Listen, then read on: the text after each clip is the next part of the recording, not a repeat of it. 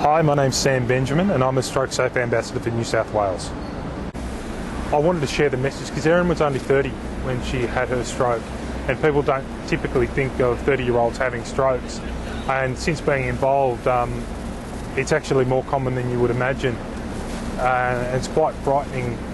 And so I think we were very fortunate in being so close to the hospital that the time that it took to get Erin the care that she needed to recover was, I think we had medical intervention within 5 minutes of having the first stroke, and that was critical to her recovery.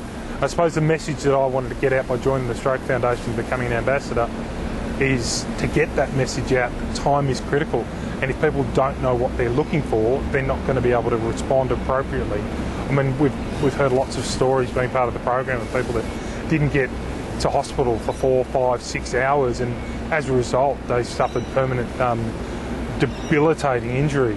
And if I can get the message out and share that with people, that an individual can avoid that or at least aid in their recovery, I think that the program is doing what it's designed to do and very worthwhile. Another important factor for joining up with the Foundation's volunteer program is to, I suppose, share the message around the people that are affected by stroke, not just the survivors themselves, but the family members and those people close to the people that have suffered the stroke. Myself personally, I've ended up being diagnosed with post-traumatic stress disorder, and I'm fighting every day with depression, something that I never thought I'd have anything to deal with. I'd never have to deal with. Something that I always fobbed off as something of a weak person to suffer from depression. I'm much harder than that.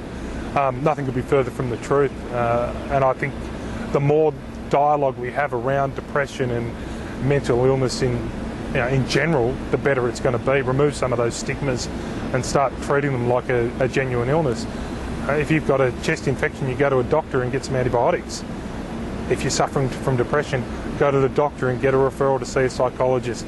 If it means that you need medical intervention in terms of medication, so be it. There is help out there, you just need to put your hand up and ask for it.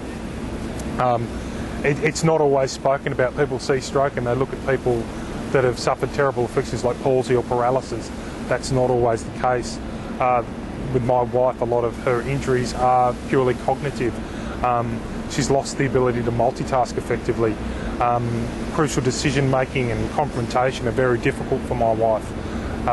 It means that I've had to pick up the slack. But when you marry somebody, you make vows for each other to stand by each other.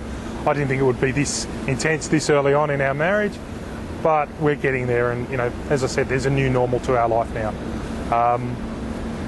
What I hope to get out of the foundation, as I said, is to just share the message, get it out there, get people knowing and understanding what stroke is, what the impacts of it are, not just to the individual but to the community at large.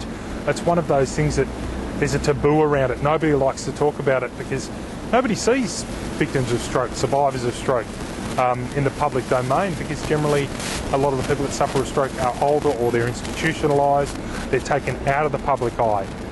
When a lot of the time there's no need for that.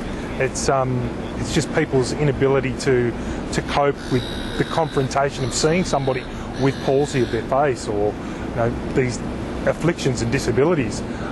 People don't want to see it, so they put it out of their mind.